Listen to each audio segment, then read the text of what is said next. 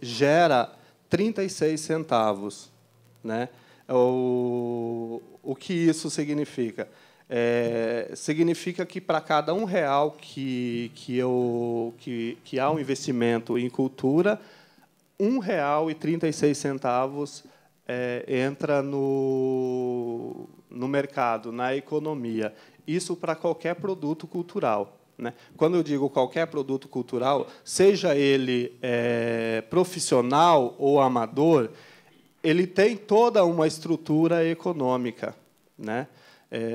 Para quem trabalha com teatro, que vai fazer um espetáculo gratuito, ele usa de toda uma... Ele vai ter que fazer filipetas, ele vai ter que usar de toda uma estrutura econômica. Então, não dá mais para você pensar a produção cultural em si como uma forma fora do mercado de consumo ou fora da estrutura econômica.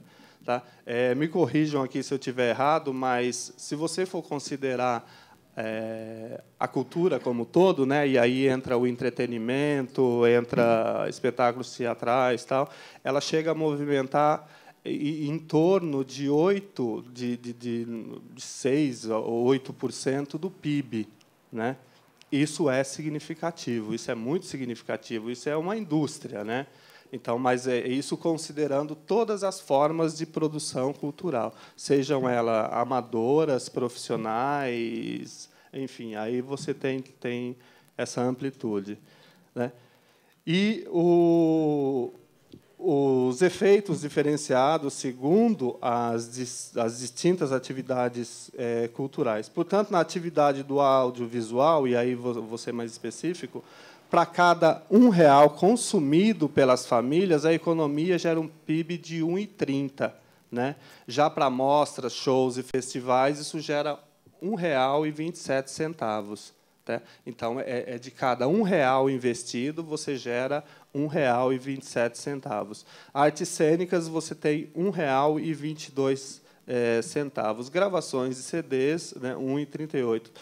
Todos superiores à média de conjunto de atividades culturais. Né? E aí você tem também o fator da geração de emprego. Né? A cultura, a produção cultural, de um modo geral, ela gera mais emprego do que indústrias que são fortíssimas, né? do que indústrias, por exemplo, as indústrias automobilísticas. Então, você tem, nas atividades culturais, para cada atividade cultural, são gerados 245 empregos. Né? 245 empregos direto a cada R$ 1 milhão de reais. Na atividade do audiovisual, são 319 empregos diretos. Para os festivais e mostras, são 310. Artes cênicas, 300. E aí você faz um comparativo que, na indústria automobilística, você tem um resultado de 40 empregos para cada carro. Né? Você, para produzir um espetáculo teatral, você tem 319 pessoas envolvidas diretamente. Para produzir um carro, você tem 40 pessoas. Né? Então, você pensa, a produção... 1 milhão que gera esse emprego na indústria. 1 milhão. Gera 30 empregos. Então, é bastante considerável essa geração de emprego. Né? A gente não pode descartar essa possibilidade também. Né? E aí você tem que destacar o ICM gerado. Né? Pelo conjunto de atividades culturais, equivale a 4% da produção dessas atividades. Superior o da comunicação, que é 2,6%, e de material de transporte, e aí entra a indústria automobilística, que é de 0,8%. Tá? Então, quando a gente pensa em mecanismos de incentivo, mecanismos de financiamento e sustentabilidade, a gente tem que considerar todos esses fatores, que não é olhar o financiamento da cultura ou o investimento como, e aí eu vou usar, de forma pedinte, né? de forma... Não, você não estamos... É algo que está inserido na economia, que gera emprego e é importante para o desenvolvimento econômico do país. E, junto a isso, você tem agregado também o desenvolvimento social, educacional, né?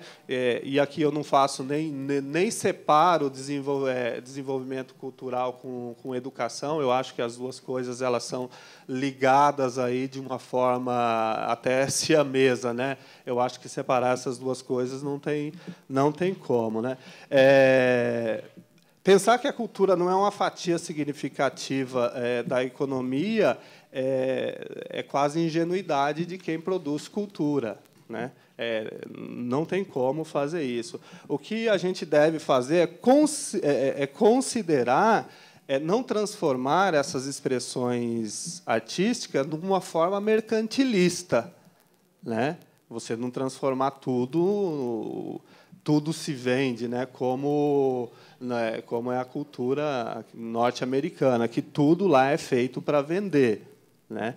Isso a gente tem que fazer essas considerações. É preciso ter uma cultura que se sustente das manifestações espontâneas. Aqui depende de uma indústria cultural, né? Porque tudo aquilo que não se sustenta, ele acaba se definhando. Diante disso tudo, eu acho que a cultura se torna um produto de consumo, seja ele em maior ou menor escala, né? Seja ele a produção comunitária, amadora, ele é um produto de consumo também, né?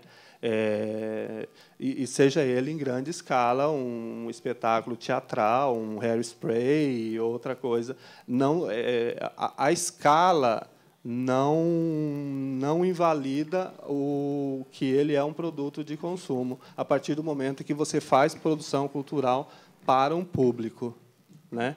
Eu acho que a gente só tomar muito cuidado para que isso não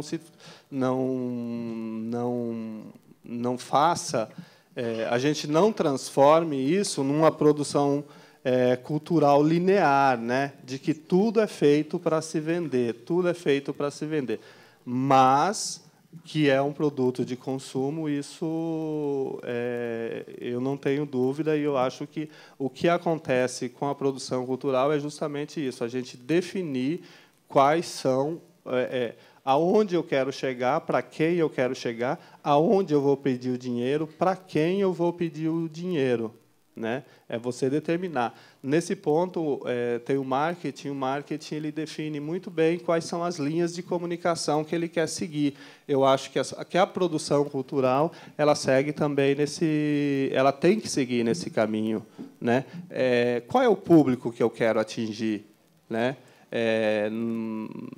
Aonde eu quero chegar, né? Então, não é você descaracterizar o produto cultural, mas saber o que você quer e aonde você quer chegar, né?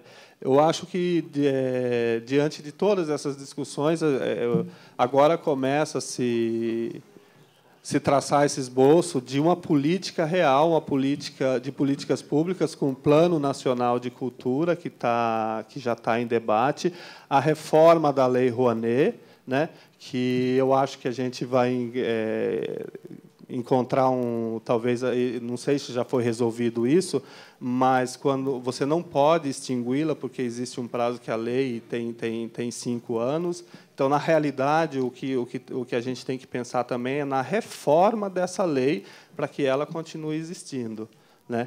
E aí cabe esse debate e essas propostas para esse Plano Nacional de Cultura, tá? Então, eu acho que isso, pensar a cultura, talvez algumas pessoas têm resistência de pensar dessa forma, mas a gente tem que começar a pensar a cultura como economia de mercado. Então, eu queria fazer uma ponderação, concordando com 99% aí do que foi colocado, mas vendo a fala do Edson, os números, quando ele coloca que uma ação de produção cultural gera recursos, né? Você investe R$1 e você tem 1,36, por exemplo, num determinado tipo de evento, eu nunca tinha pensado dessa maneira. Então, é um ensinamento isso. E já tinha pensado a questão da cultura como produção, como resultado, né, de ação humana. Karl Marx nos coloca o seguinte: se você quer entender como que se dá e conhecer um grupo humano, há que se entender como que se dá as relações de produção dentro desse grupo humano. E não podemos abrir mão de que toda a ação humana gera resultado, gera consequência. Só que eu acho que nessa questão da cultura, a gente não pode esquecer que cada um de nós somos produtores culturais. Nós produzimos cultura de alguma maneira. Mas não somos todos nós que produzimos arte, que produzimos uma linguagem especial, vocacionada, que consegue consolidar numa linguagem, ou um quadro, um filme, uma música, sentimentos, história, e aquele lance do artista, né, de conseguir resumir de maneira habilidosa, artística mesmo, às vezes, a história de um período da humanidade, a relação de um homem e uma mulher, a tragédia, a alegria, a beleza e tudo mais. Então, eu acho que a gente não pode confundir a produção cultural com a produção artística. E, com certeza, a produção cultural... E aí que eu queria lançar o desafio. Porque eu acho que a produção cultural, que não é a produção artística, também afeta a economia, de modo positivo. E nós tínhamos que arrumar uma maneira, não quero aqui defender a renda mínima da cultura, mas há que se pensar nessa conferência de comunicação instrumentos que possam garantir, no nosso tempo de produção cultural diária, algum tipo de retorno econômico para o coletivo como um todo. Eu não sou remunerado só durante as minhas 8 horas de trabalho, onde eu produzo concretamente para o sistema de produção burguês. Eu tenho também condições de produzir para a sociedade como um todo, a hora que eu estou produzindo cultura, na relação com meu filho, na relação com a minha esposa, na relação com o meu bairro, na relação política militante na comunidade, e desse tipo. Então, me chamou a pensar um pouco isso. E aí quero dar uma saída de onde a gente busca recursos para financiar isso.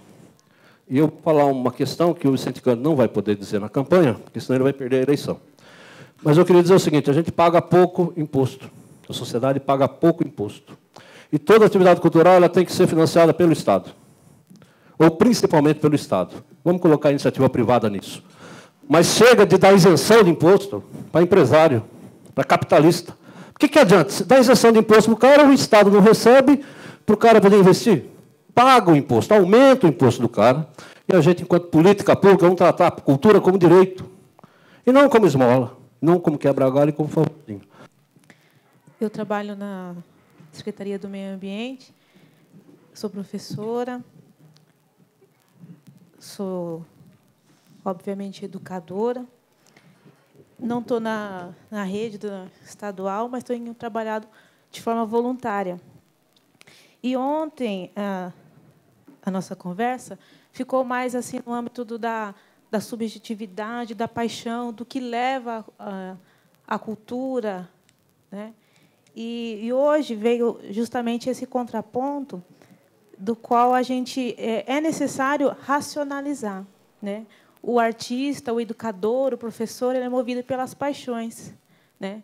E eu sinto e percebo muito isso nas minhas atividades, onde, para mim falar, por exemplo, de questões ambientais, para mim eu poderia falar: não vamos cortar essa árvore porque ela é muito bonita, porque a folha dela é dessa maneira. E isso não comove, não mexe, não racionaliza. Então, enquanto eu não aprender a racionalizar, a dar dados concretos, a mostrar resultados possíveis, né, fica tudo nesse âmbito subjetivo. Então, essa questão desses dois lados, a paixão, a subjetividade, porém, né, racionalizada, sistemática, de que forma a dar instrumentos e resultados. É só isso que eu queria compartilhar com vocês. Lógico que estamos falando de matéria subjetiva e falar de investimento, vamos ter que entender um pouco a máquina, vamos ter que entender as estruturas. Só que, da mesma proporção, acho que a lei do fomento, por exemplo, é uma lei redondinha, porque ela predispõe o orçamento do município, em valores. Né? A gente tem uma dificuldade nos municípios, que já existem grupos que estão em formação e outros que já estão num outro processo mais profissional, que já tem recursos para gerar, inclusive sair do ciclo vicioso. Mas, se a gente está pensando em conferências daqui, como é que a gente começa a garantir nos municípios, que não tem uma grande estrutura como São Paulo, valor em orçamento, que não seja só percentual, para fins culturais mesmo, para fins de produção. Né? Porque a gente fala também só da produção cultural, mas precisa entender também o projeto de formação também. Vejo poucas leis relacionadas à formação. Né? E não estou falando das oficinas básicas, mas a formação de produtores, não no sistema viral, né? Desse sistema que nos obriga a ter que entender o mecanismo para poder conseguir algum recurso. É porque a disputa é grande. Né? Eu, do teatro, disputo com muita gente o mesmo nicho. Né? Então, de que forma que a gente consegue comprometer o orçamento, né, em leis, em qual é o projeto futuro daqui para frente, no governo federal daqui para frente, né? Porque a cultura é a única área, eu acho, que as leis não avançaram. Né? A assistência funcionou, a educação funcionou, a cidadania funciona porque as leis protegem. Né? A gente encara muito a relação só a partir do produto, a questão artística. Mas como é que você forma a cidade? Como é que você dá dinheiro para formar a cidade também? Para que ela também seja compradora do produto, porque senão também, não vai estar lá, não vai lotar o espetáculo. Eu vou produzir o espetáculo, mas não vai ter quem ver. Preciso formar a cidade, preciso de um projeto também de dinheiro envolvido num projeto de formação de público, de como eu olho aquele produto que está lá. Eu gostaria de saber do Edson, também do Vicente. Primeiro, assim, em que você passou vários dados, né? Em que pesquisa se baseia esses dados, né? E se nessa pesquisa tem a relação, por exemplo, dos artistas, dos pequenos artistas, dos artistas populares, produtores de cultura da periferia, se eles têm acesso a esses recursos e como poderia aumentar isso, aumentar esse acesso a esses recursos, como poderia efetivamente haver mecanismos para que os produtores, pequenos produtores de cultura, consigam acesso a esses recursos de cultura. Eu achei interessante as colocações que o Edson fez a respeito o Vicente fez a respeito, o companheiro Vicente, fez a respeito da cesta básica da cidadania, a cultura como cesta básica necessária à vida, né? E como a cultura como produto de primeira necessidade, né? A educação é produto de primeira necessidade já há muito tempo, mesmo com todos os problemas que a gente enfrenta. E a educação, né? A cultura e a comunicação. Aqui nós estamos, nesses dias, discutindo os 3 temas juntos. Ontem o debate foi educação, cultura e comunicação. Né? E eu acho assim a grande necessidade de investimentos. Quando o Vicente coloca uma preocupação que me surgiu, não tirar da educação ou não incluir no orçamento da educação a cultura, porque eu acho que a cultura é um produto de primeira necessidade, de primeiríssima necessidade, mas lutar por investimento próprio, porque senão você fica incluindo aonde já existe um orçamento definido. É claro que, no caso, enquanto não se consegue, eu acho que a Secretaria de Cultura, de Educação, precisa casar mesmo o seu orçamento para que a cultura avance e para que a gente consiga andar muito mais do que já se andou, mesmo praticamente sem orçamento. Né? Com o pequeno orçamento que a cultura tem em Suzano, eu acho que demos grandes avanços. Né? Acho que o Valmir tem um espírito cultural muito forte e uma vocação para a coisa mesmo. Né? Por isso também que avançou da maneira que avançou, que chegamos até hoje. E eu acho que eu queria dizer que o Valmir está de parabéns com a equipe, porque investir em cultura em Suzano, eu moro em Suzano desde 14 anos de idade, e a gente percebe que nunca foi investido em cultura. Até porque eu acho que nunca foi produto de primeira necessidade, né? Então, uma preocupação que eu tenho, Vicente, não se incluir apenas, mas se lutar justamente por recurso para a cultura. Porque aí você tem o recurso da educação, você pode caminhar, deve caminhar junto, sim, mas eu acho que é isso. Tem outras coisas aqui que eu anotei. Uma outra preocupação que eu tenho por exemplo, nós avançamos até muito pelas condições, porém, eu acho que ainda falta, eu até disse ontem, a ousadia de buscar a cultura que acontece no dia a dia, na vida das pessoas, ainda na cidade. As pessoas ainda não reconhecem a cultura como produto de primeira necessidade. A criança está com 4, 5 anos, o pai e a mãe já correm para procurar uma escola. Agora, para levar para a cultura, para uma peça de teatro que está acontecendo no centro cultural do lado da casa dela, não é uma necessidade. Por mais incentivo que se dê, por mais informação que se leve, ela tem essa dificuldade de compreender a necessidade da cultura para a vida.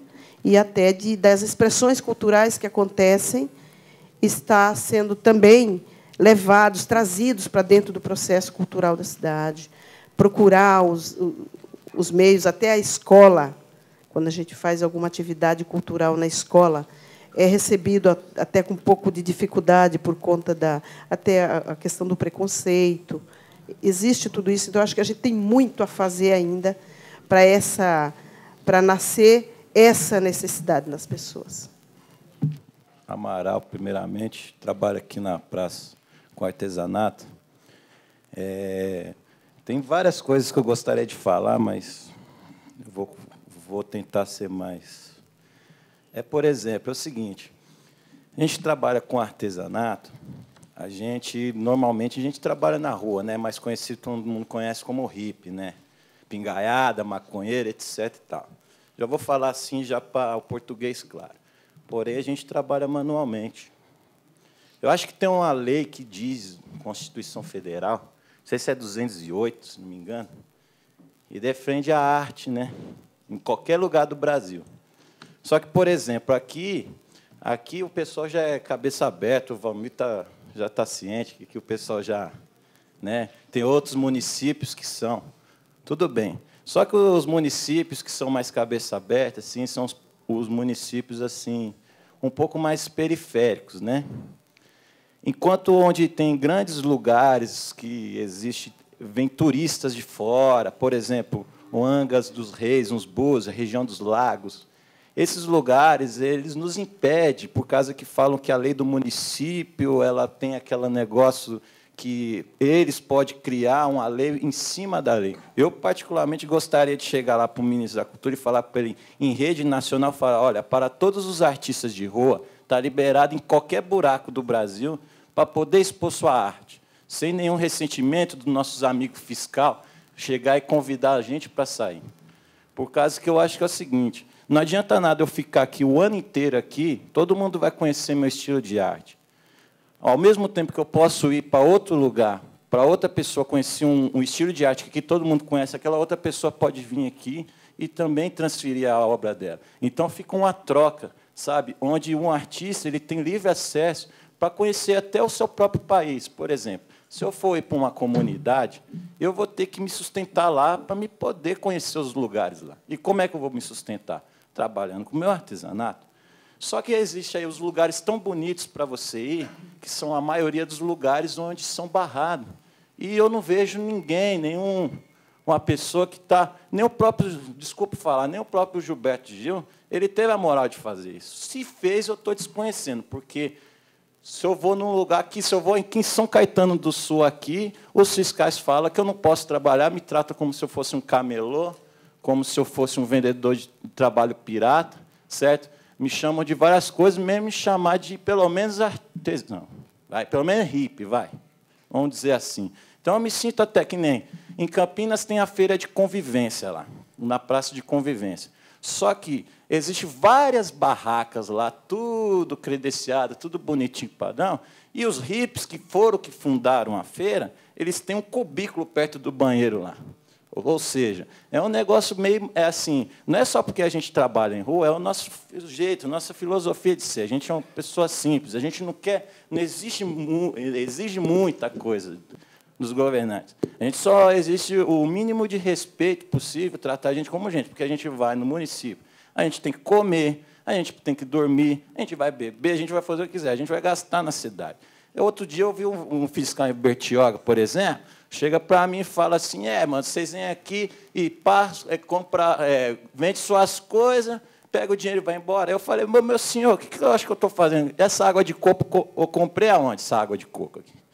Então, veja bem, eu acho que tem várias coisas. Eu sei que tem o tal da carteirinha da Sutaco, mas isso daí também é lenda, conversa furada. Tem vários programas aí que, por exemplo, outro dia eu fui na promoção social porque me roubaram meus artesanatos, querido fiscal, certo? Numa determinada cidade. Aí eu vou ter que começar do zero. Eu fui na promoção social, essa promoção social falou que poderia dar uma verba de incentivo para quem trabalha manualmente. Tal. Até hoje, nem sei se existe esse programa. Era um programa que poderia também dar certo, também, desde que tinha preto no branco, com papéis, com notas fiscais, etc., que você está usando esse recurso para isso. Então, é só uma ideia, assim, por exemplo, de você, o senhor, por exemplo, que é o deputado, que tem mais um acesso a outros líderes, assim, criarem uma lei definitiva que não só eu, como um artista, o nosso amigo ali que faz uns quadros também, poder livremente, sem ter que precisar, por favor, pelo amor de Deus, deixa eu trabalhar na sua cidade. Um livre acesso, pelo menos no nosso Brasil, já que não pode ter nem intercâmbio lá para fora. Só tem intercâmbio para o Carlinhos Brau e para a Ivete Sangalo só. Para nós que é desconhecido, não tem intercâmbio. Obrigado.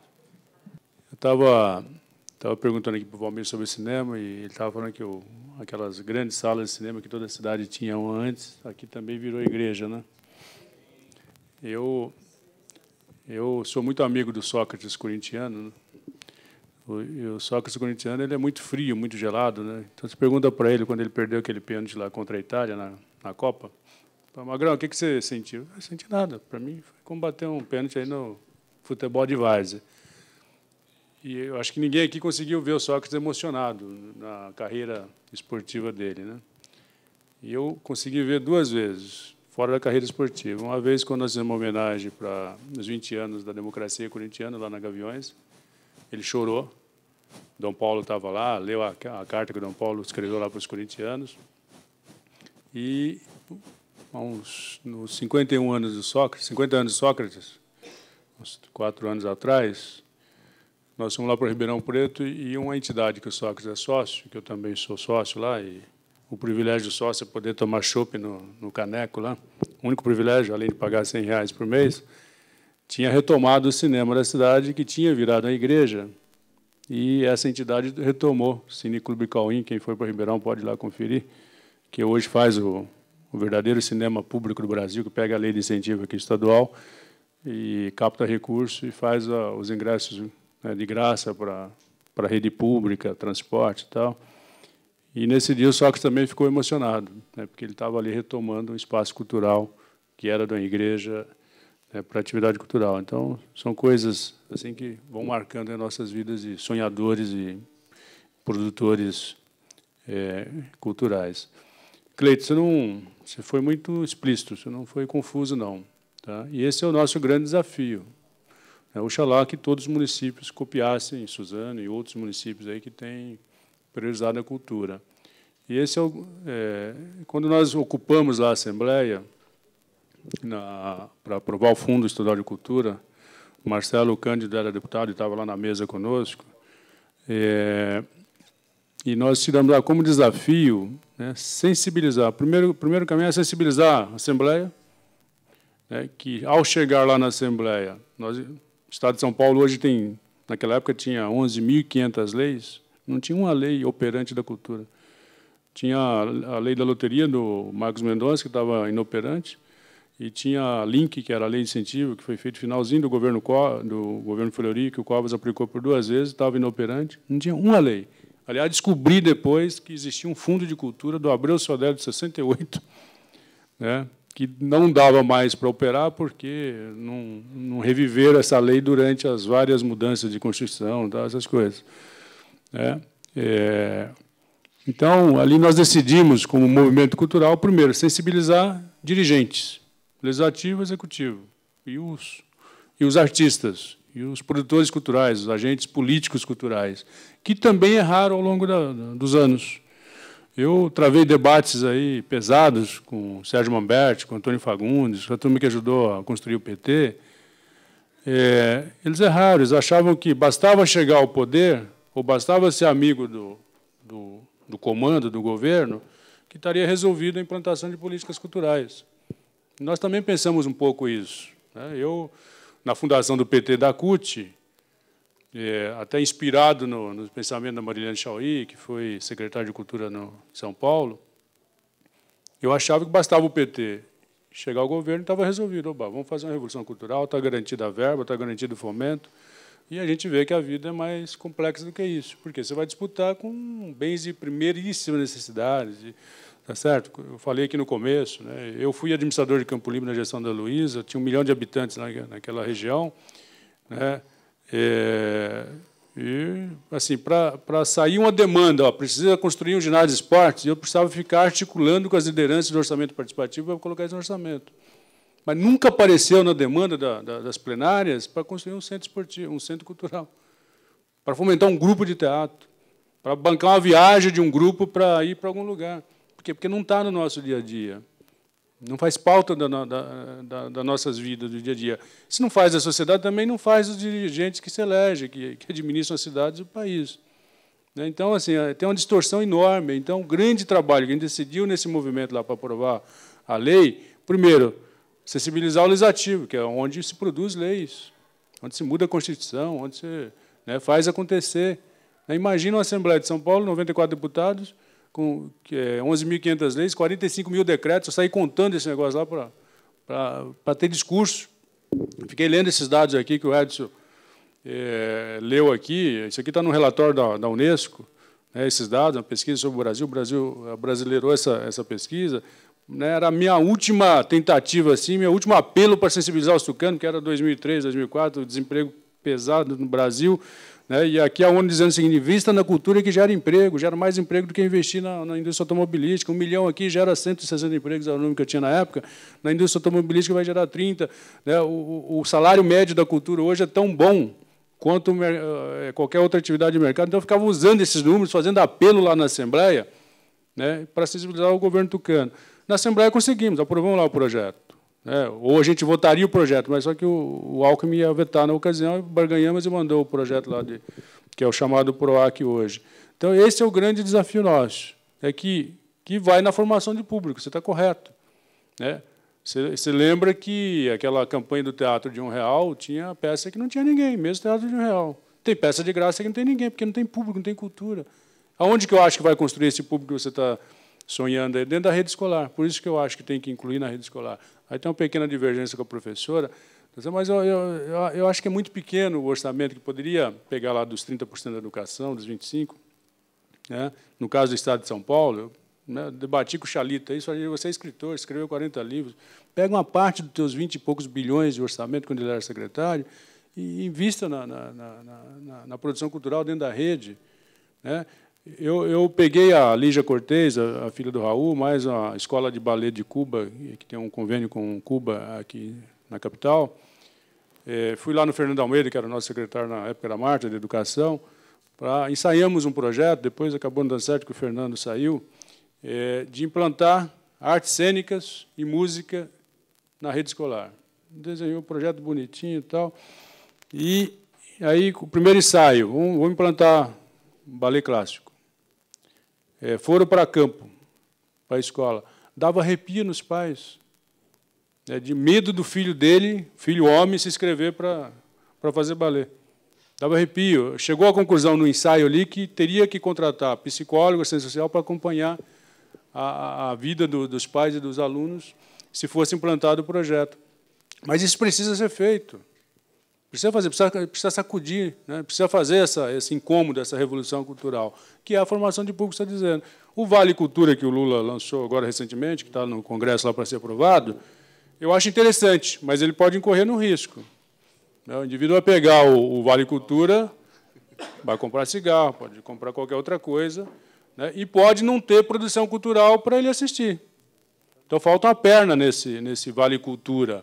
Imagina o Vale Cultura lá no interior do Brasil, aí, né, na cidade que não tem incentivo nenhum para a produção cultural.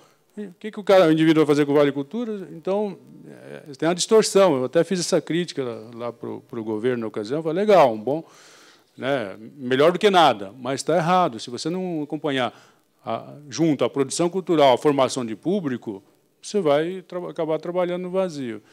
Então, esse é o nosso grande desafio, é sensibilizar, é envolver as pessoas que produzem leis, que produzem orçamento, né, para isso fazer parte depois, na hora de montar o orçamento. É isso? Então, você tem que ter lei, você tem que ter orçamento, tem que ter público, tem que ter... Né, são várias iniciativas que têm que andarem juntas. A tua preocupação é perfeita. Né? Ricardo, chegar aos pequenos grupos é a democratização. Por isso que o Sistema Nacional ele exige que o município gaste. Não tem nenhum município tão pobre no Brasil que não possa gastar pelo menos 0,5%, 1% com cultura. É questão cultural. Está na cabeça, até porque excesso de arrecadação também não faz o indivíduo gastar com cultura. Se fosse assim, Campinas, não, Paulínia, Barueri, São Sebastião, né, são cidades dos royalties e do petróleo, seria grandes referências culturais do Brasil, e não são, do esporte também não são. Então, é questão de concepção mesmo, de mundo, de governo, de pessoas, né, para que serve a máquina pública, essas coisas. E essa grande distorção da Lei Rouanet. A grande distorção, a Lei Rouanet prestou um grande desserviço nesse aspecto ao Brasil. 80% do dinheiro da Rouanet em alguns anos. O ano passado consumiu 1 bilhão e 300 milhões, fica no centro de São Paulo, no centro do Rio. Isso dá uma distorção enorme. Então, você vê grandes produções aí com milhões de reais e o grupo pequeno não tem acesso. E, às vezes, não sabe ter acesso. E, às vezes, quando tem, não sabe gestar. Então, também é outro braço que nós vamos ter que trabalhar, a formação de gestores. Por isso, tem que ter um sistema, né, democrático, que envolva todos os órgãos de governo, que faça um governo do Estado deixar de passar essa vergonha e investir menos do que 0,5% do orçamento na cultura. Imagine se o Estado de São Paulo investisse 1%. Nós teríamos aí 1 bilhão, 1,5 bilhão do Estado. Né? O Valmir podia dobrar o orçamento dele aqui com dinheiro do Estado. Então, também é uma peregrinação que nós vamos ter que fazer. Avançamos. Conferências como essa, Conferência Nacional, Conferência Estadual. O Estado vai ter que fazer agora a Conferência Estadual por força da lei do PROAC, que nós garantimos na lei do PROAC que tem que ter conferência bianual em São Paulo. Então, esses debates que vão avançando nessas questões que o Cleito colocou e também que vai avançar nessa preocupação tua, que é verdadeira. Quanto mais distante dos centros dinâmicos, mais difícil é você ter acesso a verbas aí não diria para os pequenos grupos. Os grupos, grupo pequeno ou grande, tem em qualquer lugar. Você precisa ter política, né, fomento para essas questões. Terezinha, você citou bem aqui a comunicação, parabéns também. Acho que a comunicação tem que ser incluída nesse debate. Esse é um dos grandes nós que o Lula ainda vai deixar de herança, porque se não democratizar meios de comunicação, se não acabar com poderias de empresas que monopolizam, dominam, é muito difícil fazer mudança de comportamento. Por isso que eu acho que a educação tem que ser esse contraponto junto com a cultura, mas nós temos que colocar isso na pauta, e isso é imprescindível para que a gente construa uma sociedade democrática. Não é? Não tem divergência contigo, acho que tem que... Assim, é melhor... Assim, eu até prefiro colocar mais dinheiro na educação, fora o que ela tem já por lei, né, que é compulsório, e você fazer cultura também lá dentro. Tá certo? Mas, enquanto isso, acho que acho que seria nobre um gesto dos educadores, de procurar levar esse item educação lá para dentro. Educação e esporte, como um todo. Acho que muda muito a qualidade da escola. Acho que estou falando aqui do município, mas você sabe que a cabeça dos nossos corpos docentes aí na rede, não é só a rede pública, não. A privada também é terrivelmente conservadora, é terrivelmente resistente a essas questões, né? E é lá que vai mudar aquilo que o Amaral está dizendo ali, do preconceito, do conceito concebido erradamente, do estereótipo que a sociedade fica desenhando em cima das pessoas. Tá certo? Acho que ela está linkada em todo esse contexto, né, de conceito, de produção, de sensibilização, de envolvimento das pessoas, da sociedade entender o que é a cultura, é isso, de entender isso que o Edson colocou, da economia, né, da cultura, que é importante. Isso aqui tem um apelo forte, ainda mais no mundo de desemprego, no mundo que precisa empregar pessoas, e é na cultura, que vai ser dificilmente a informática e a tecnologia vai substituir a mão de obra da cultura, porque senão, ainda não inventaram um robô que vai fazer balé, que vai tocar violão, que vai escrever livros. Então, acho que isso é o grande vanguarda nossa aí para dar forma, formatação ao tecido social. Tá certo que está dentro desse contexto todo teu aí que nós precisamos. Não é só com artistas plásticos ou hippie. Isso está na torcida do futebol, está na vida do negro, da periferia, que a sociedade precisa. E aí é com a evolução cultural e educacional que nós vamos melhorando essa nossa visão de mundo e das pessoas. Eu acho que já está a caminho aí a questão da PEC 150, que destina, que obriga o município a ter 1% do orçamento para a cultura. Eu acho que aqui em Suzano isso já até está acontecendo. Eu acho que Suzano está com 2%, né? Já está à frente do que é a PEC 150. Com relação à questão de formação de público, eu acho que é a questão mais crucial aí, né? Porque como você forma público, né? Como você forma plateia, né? Não tem uma receita, não existe uma receita. O que tem que se criar são os interesses de dizer e você aí começa com adolescentes, crianças, de você começar a mostrar que é mais interessante você assistir um espetáculo teatral, você assistir um espetáculo de dança, do que você, sei lá, ir no McDonald's ou ir fazer qualquer coisa que faça.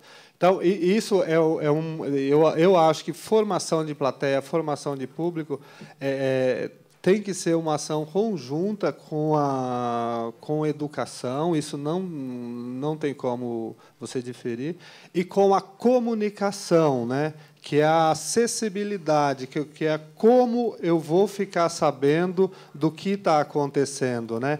Como é que a periferia, por exemplo, vai ficar sabendo dos espetáculos gratuitos a preço popular? Às vezes eles nem ficam sabendo, né, do que está acontecendo na cidade. Então, eu acho que formação de público, formação de plateia é uma questão, uma ação que tem que ser em conjunto com a educação, com comunicação, para facilitar a acessibilidade. Porque quando a gente fala espetáculo gratuito, ele não é gratuito, na realidade, ele tem um custo, né? E se a prefeitura promove um espetáculo, aqui eu acho que o teatro tem 319 lugares, né? Ele faz um espetáculo teatral para 300